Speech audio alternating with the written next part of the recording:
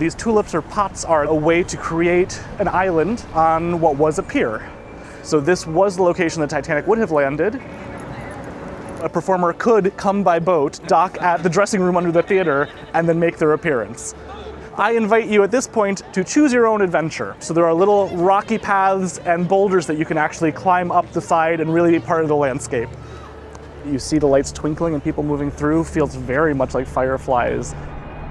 Little Island is a dramatic example of how New York City is reinventing its waterfront.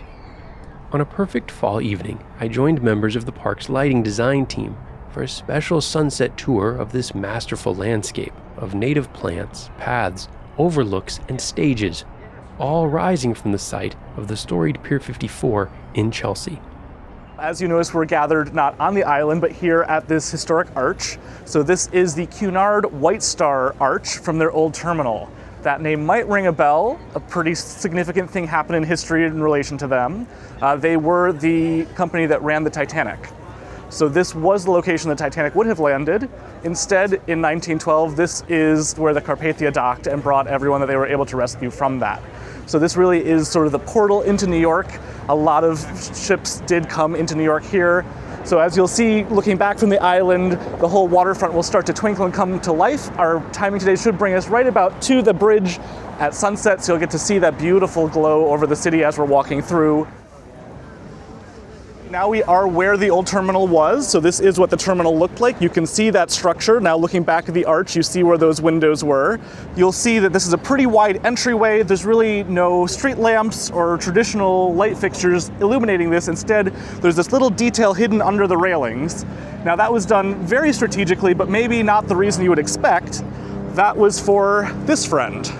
This is the American eel, which is a protected species, and fascinatingly enough, this is their main breeding ground. We were able to work on a lighting design to ensure that there wasn't too much light going into the water that would disrupt their annual migration here. So we worked closely with the New York State Department of Conservation to figure out what light levels would be required, how much light could get to the water surface, as well as some studies on how much light would go penetrating into the water to make sure that that species was not disrupted by this effort. Did it succeed? Yes, the eels are doing great. Okay. After that first year, we were definitely all waiting with bated breath to make sure that the eels came back, but they did, and they're doing wonderfully. Awesome. Now we are in the entryway to the park, and this is one of the best places where you'll be able to see the structure that this entire park lives on top of. Another fun fact, although it happens very rarely, these fixtures here, the archway, are the only color-changing fixtures in the whole park. They did want to still have the ability for special events to have that playfulness that a lot of the city you see on the skyline today play into whatever the city is celebrating. They're really impressive fixtures that are able to accomplish the illumination. And at the end of the night, on your way off the island, if you look back, you'll see this as really a glowing portal once the sun has set. So now we are here in the heart of the island. The intent was always for this to be the gathering point within the island, the ability to bring in actually more food trucks and host events here, but this is one of the most flexible spaces on the island.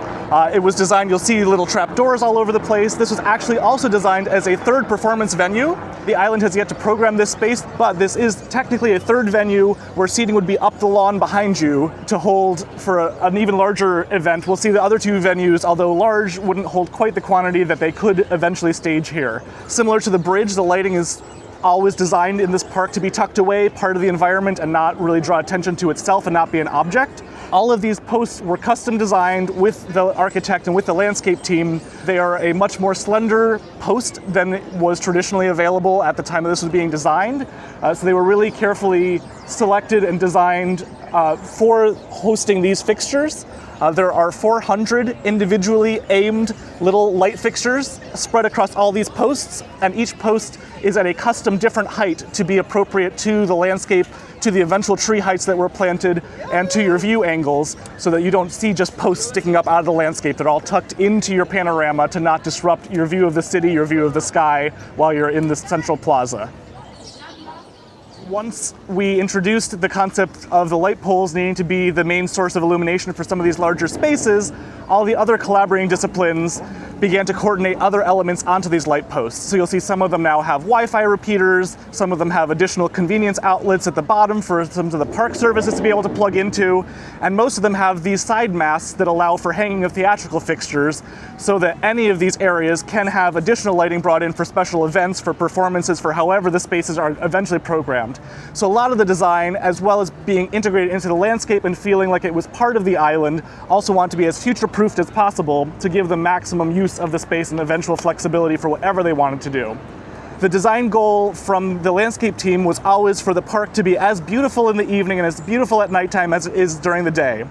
And you'll notice as we're making our way through more of the landscape, the layers of light start to turn on. We have these little delicate integrated fixtures in the railing that cast some light to the path without being in your main line of sight. But you'll also see a third lighting elements start to come to play, which are uplights on certain trees. So that was working with the landscape team, the trees as well as the ground cover. They're all native plantings to New York.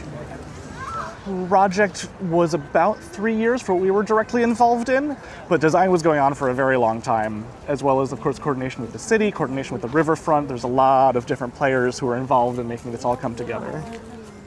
The leading players were Barry Diller and Diane von Furstenberg, whose family foundation gave $260 million to make the park possible. The main conference room of the benefactor is actually right over in the tower there, so he had direct line of sight to the project, really had that great feedback loop as things were happening. So a big part of this park is actually the public engagement and the community aspect. So it was really vital that there were spaces for New Yorkers to come and enjoy the arts and just have more venues for public experience. So this Glade is the smaller of the two currently used venues, seats about 200 guests.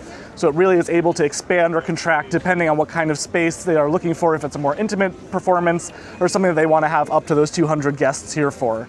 Again, we talked about the posts. This is slightly different materiality, but again, we have the hang points, the flexibility.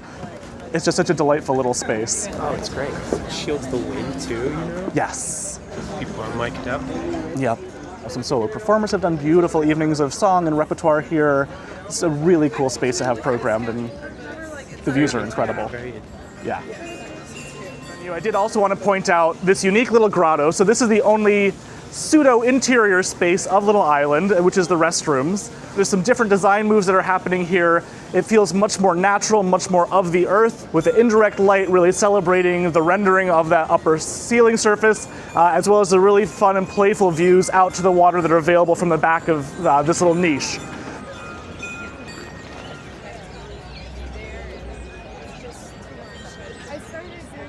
Right, so we have now made it to the Amph, which is the largest permanent venue here for events to occur and for performances. So as you can see, the posts are still in the same family. They've gotten a little bit more robust. They host a lot more systems within them. There's the architectural lighting that is always installed on these posts. Here they're slightly larger heads than we see throughout the rest of the island, but still doing that same job of providing the general wash. They do have a tension system that acts as a catenary and connects a web of mountable locations suspended between the tops of the posts, basically a faux ceiling without disrupting the sky, and you can really hang anything that a performance or production might want to do over top of the venue. There is a little bit of a backstage area, and one of my favorite little fun tidbits is there is actually a boat dock, so a performer could come by boat, dock at the dressing room under the theater, and then make their appearance. They've had all sorts of events, fashion catwalks, concerts have occurred here, orchestral, performance, theatrical. It's a really flexible space and provides a beautiful view of the water. But I invite you on our way to that next checkpoint to choose your own adventure. So part of Little Island's design from the landscape team was to allow people to have fun and enjoy the landscape, enjoy the environment. So there are little rocky paths and boulders that you can actually climb up the side and really be part of the landscape. Here we are. These tulips or pots, as we've been talking about so far, how did they get here? What are they? This was Heatherwick's design for a way to create an island on what was a pier. So we talked about the terminal that was here, but there were also the wooden piers of the old terminal building and where the boats would dock at those piers. So a similar approach was taken, but as you can see, these piers are a little bit bigger, but these were installed as pylons the same way that offshore oil rigs are built. So large machinery was brought in to bring these piers down to a structural footing, and then the concrete was applied to that structure. And then off-site, each tulip was precast. Every single one of them is different to create what becomes this undulating natural landscape on top, but they're all designed to connect onto those piers. They were all made to structurally bring their weight distribution back to those pylons that are all the way down to the riverbed. So this is really an interesting vantage point where you can see how the landscape takes over on top. It's begun to spill over, but really at its core, the design is the structural piers down to the riverbed, up to these concrete tulips that spread out those piers into a surface. And then on that surface, the Corten steel, whether it's that corrugated material we saw before or these posts, are then applied on top of that concrete to then host where all the living material is, all the plants, all the mulch, all the trees, which then creates the island. In total, 132 of these pots hold up the 2.4-acre park. On the tallest of them, 62 feet above the waterline, visitors enjoy sweeping views of New Jersey, New York Harbor, and Lower Manhattan. It's beautiful. It's really beautiful. It's interesting because, I'm going to be a little more technical because it is a decorative element, but we also have to be really conscious of foot candles and being able to make people feel safe, and so that there's enough extra light on the ground so that as people are walking through, they're not tripping. So it's kind of that balance between the two. And hopefully the beauty is what you see. I mean, Carla puts it very well every time, so I'll steal your phrasing because I feel the same, but really when you look at the hillside, the way that you see the lights twinkling and people moving through feels very much like fireflies out in the gardens. And you do get those glimpses of twinkle, those glimpses of sparkle, so it's not really about hiding all the light, but distributing the light and making sure that there's sort of sparkles and moments of intrigue, not something that's really in your face and glare or too bright like we see in a lot of public spaces. But enough darkness to make it Feel intimate. feel magical. Yeah, you achieved that. Did you have to turn any lights off? Were you like, oh, we had too many here? Or was it more, we just need to turn this one? We had color, as was mentioned, and we had to turn that off. Oh, yeah? Yeah, it was not, it's rarely used, and it was really not appreciated. It really wanted to be that kind of white light as you enter. Something that we do really in all of our design, whether it's landscape or interior projects that we do or monuments, there's always that extra layer that's really critical in the aiming. So as we mentioned, there were 400 of these little spotlights, each one individually pointed where they need to be, but then also the level setting. So playing with how bright are they, dimming things down a little bit. When you're running a calculation, you can only really do so much math, and you can only simulate lighting so well. Even with all of our technology, simulated light is still never really exactly what light will be in the built environment. So there's always that important layer of really tuning it both in aiming and in light levels to just balance the space. Especially at the time when we were here, how much it's changing every second.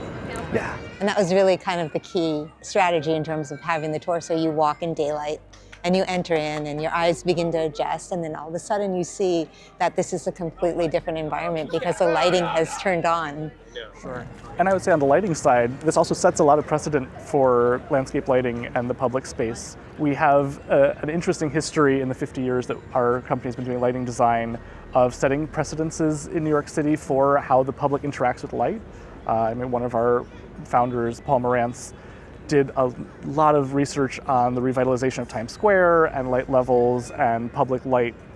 Then fast forwarding through history with the beautiful work that Carla and some of our associates did at the World Trade Memorials and the fountains and the plaza, that really was another precedent setting about light levels and public perception of light, sort of the masterclass in vertical illumination and understanding that people feel safer in public spaces when you can see the face, not just the ground. That play of how light and nature can become more in synergy, a place-making experience of how the light plays with the landscape. Yeah. I mean, it's a beautiful project. It's just like the fact that we were part of this is, as Zachary said, we're very proud of this project, and the team was tremendous, and just to have that idea that we could actually, that an island could be built, as a gift back to the city. Thanks for watching. Help me keep making these videos by becoming a supporting member, and you'll unlock companion pieces. For this one, I stayed after the tour and put together an ambient, meditative look at this one-of-a-kind place.